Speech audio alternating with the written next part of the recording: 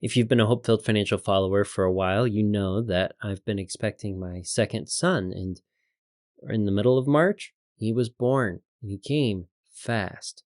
And I want to share this story with you today to get the podcast started and how it was that I missed his birth. Story begins like this. We wake up, it's Tuesday. Amanda didn't sleep very well. She's been having contractions off and on, is thinking she's in prodromal labor or early labor.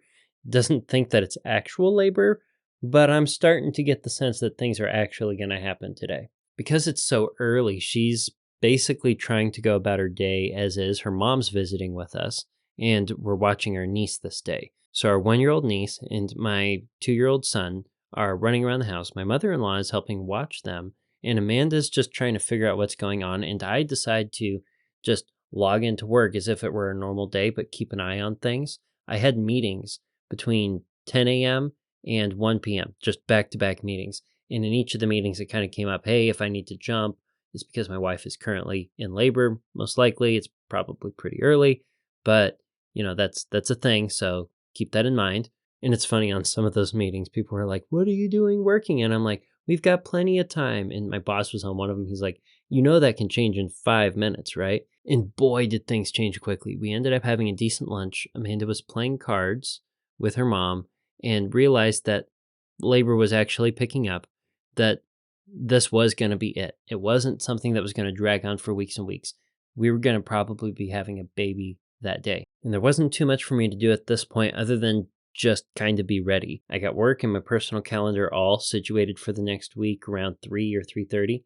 Went out to check on Amanda. She was doing okay. Hadn't quite hit the real heavy active labor yet, but the toddlers were awake. Both babies were up and at 'em. A little early. They normally sleep until around 4. And because Amanda was going into labor earlier than we expected, both cars were pretty low on gas, to the point that I was worried that if we could get to the hospital, we might not be able to get much further. So I said, maybe now's a good opportunity for me to leave, go fill up a car. I can take Oliver with me so that you have a little less going on here and you can just focus on labor. And we typically take the vehicles to Costco to fill up. And this is where things get interesting. Amanda said, well, if you're going to go to Costco, I've got a little grocery list. You might as well go pick some things up, buy us a little bit more time. And I was like, okay. I didn't think much of it. I was calm and chill. She had a 36-hour long labor with our first. I was in this for the long run, and I realized last time that the thing that I didn't do well was relax. I needed to be a calm presence that was confident and collected. I didn't need to panic. And I think Amanda was doing a good job relaxing through all of this too. I mean, she was sending me to go pick up groceries while she was in labor. That tells you about where we were. So I took Oliver to Costco. We filled up one vehicle, the vehicle that we weren't going to take to the hospital. I was going to make another quick round to fill up the second one after we got the groceries. We walked through Costco. There were some samples going on. I was trying to explain to Oliver that baby Isaac was going to be out of mommy's tummy probably today or maybe tomorrow, and that he'd get to meet him and he'd get to hold him. He's been looking forward to the baby being born for a long time. It's so stinking cute. And I was explaining this as we were going around and getting samples. And some of the people are like, what? As they overhear me talking. And I'm like, yeah, he's going to be a big brother today. And they're like, what are you doing here? And I'm like, oh, it's fine. She's got plenty of time. We got back from our Costco trip and she was full-blown active labor. We were gone for less than an hour and she had gone to the point where contractions were getting serious and I needed to be present there to help. Amanda's sister arrived from work to pick up her daughter to find us working through Amanda's active labor. So she and Amanda's mom, her mom, took the toddlers out front to play with chalk. I took Amanda upstairs and she started working through the contractions with a little bit more of the methods that we do with the breathing and the counter pressures to help her get through the labor. She was taking things one contraction at a time and having me read prayer intentions that she had collected. She had a list of like 80 prayers that she wanted to be reflecting on and praying for in order to help get her mind off of the contraction and onto somebody else's needs. She was trying to take her suffering and offer it up with each contraction. So my job is to manage the list, not only reading the prayer intentions, but crossing them off and going down the list in order to help her. 5 o'clock rolls around and Amanda says, you should probably eat something. Back when she was laboring with Oliver, I refused to leave her side. the whole time and just did a horrible job taking care of myself. Bathroom breaks and meal breaks were just not something that I thought about as much. And I think it was maybe because I was a little bit more scared and excited. Yeah, fear of the unknown, you know? This time I was a little more relaxed. I went downstairs. There was some corned beef in the crock pot. I came up with a bowl. I was eating it. I'm like, hey, you want some? Maybe a little bit of a bite. And she's at the point where she's not able to respond to me. This should be a sign that she's further along in labor than I think. I finish eating in short order. I draw her a bath. She labors in the bath for a little bit and then gets out probably after a half hour or so. And this is the part where she starts to ask to go to the hospital. She starts to ask for an epidural. She starts to ask for it to end. This is my cue to start getting the suitcases together, get them taken to the car. But I'm also trying to take my time a little bit. You see, she had one request before going into labor, and that was to make sure that she labored as long as possible at home. When we had Oliver, she made no progress in the hospital until she got an epidural, and she really wanted to give birth naturally. She figured that she would progress better at home if we stayed at home as long as we could before even thinking about going to the hospital. So my job was to not only comply with what she was asking, but try to buy us a little bit of time. We're getting real close to 6 o'clock. I've double checked the list. I've got bags zipped up. I haven't quite gotten everything into the car. I've only barely started in her water breaks. All right, this is my cue to kind of pick up the pace a little bit. I haul her out of the room. I get Amanda's sister's attention. I'm like, hey, Kara, get these bags down to the car. We're going. I help Amanda get all situated, ready to the car. We are in the car just barely after 6 o'clock. I'm pretty sure we said goodbye and pulled out of the driveway around 6:03, 6:04. I book it down to the hospital. I end up in the left lane with the hazards on. People are clearing the left lane for me. I got a lady who is pushing in the car. I didn't know she was pushing at the time, but I reached my hand over and said, here, hold my hand. She started squeezing it and screaming. And I'm like, oh, she's pushing we're about ready to have a baby in the car. But I was kind of cool and collected. I kept telling myself, probably not as far along as that.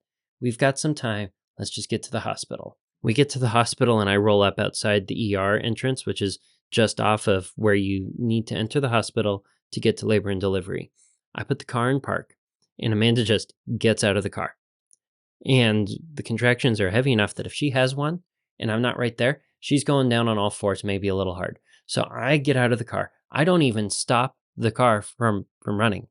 I leave the vehicle running. It's one of the ones where you have a proximity key and a push button. All I would have had to have done is push the button to turn the car off. And I got out feeling so rushed that I didn't do any of that. I didn't even lock the vehicle. It would have been the easiest thing to steal. I get to her side. We get into the hospital. We walk, make it to the check-in desk at the ER. She hits a contraction, goes down on all fours.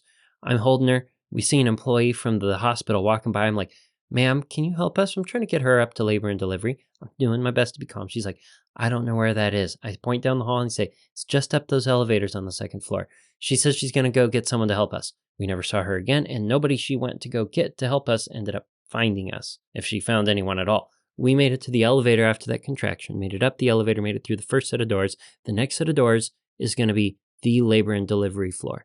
We are right there. She has another contraction hit, goes down on all fours, where I am just barely out of reach of the telephone you need to ring to get in. They have a camera.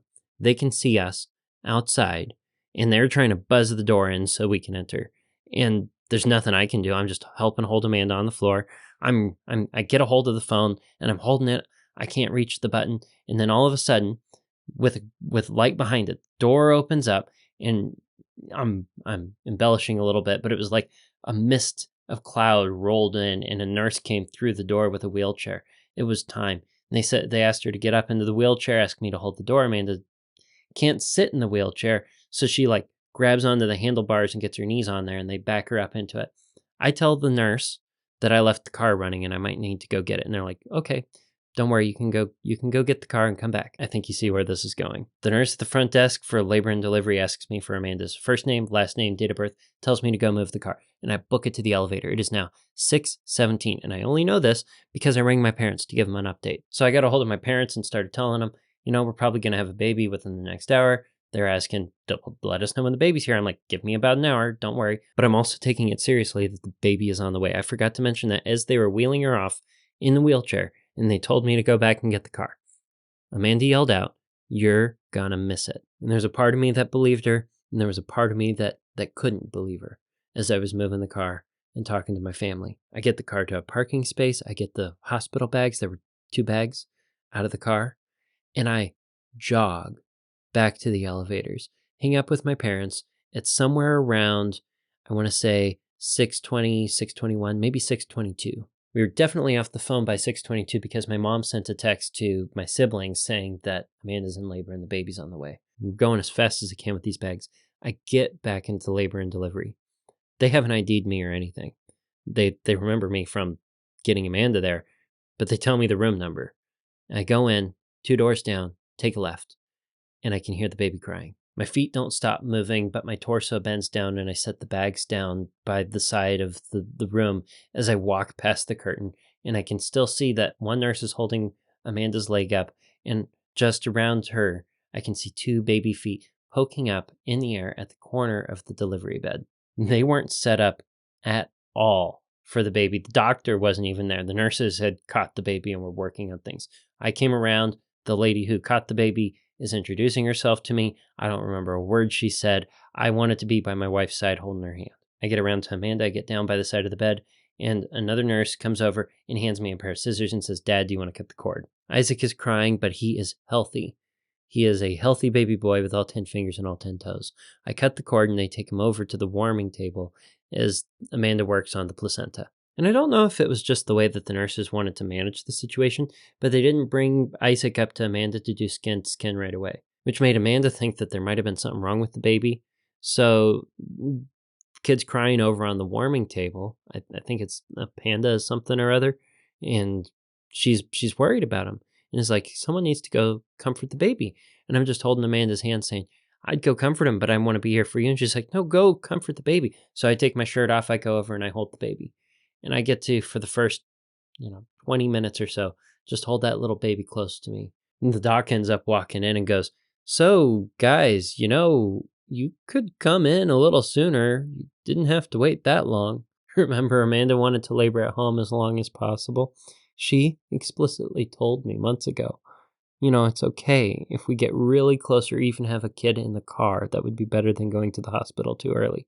Well, that was about as close as I could get it. And I want to share with you what happened while I was out moving the car here. They got her into the delivery room. She got up out of the wheelchair, was stripping down for delivery, took a couple steps forward, had a contraction at the edge of the bed. The nurse described it as she popped a squat. And when she stood up, she gave birth to the head standing up. The nurses asked her to crawl into the bed. Amanda's like, I don't know how. And they said, just get into the bed. She got into the bed. 1 or 2 pushes later, the baby came out. And that's what happened while I was moving the car.